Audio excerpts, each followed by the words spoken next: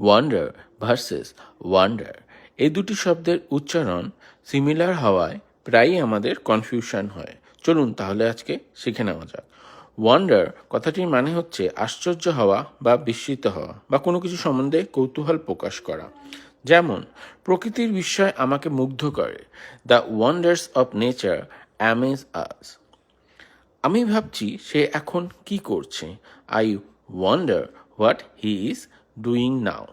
তাহলে এর মানে হচ্ছে আশ্চর্য বা বিস্মিত হওয়া বা কোনো কিছু সম্বন্ধে কৌতূহল প্রকাশ করা।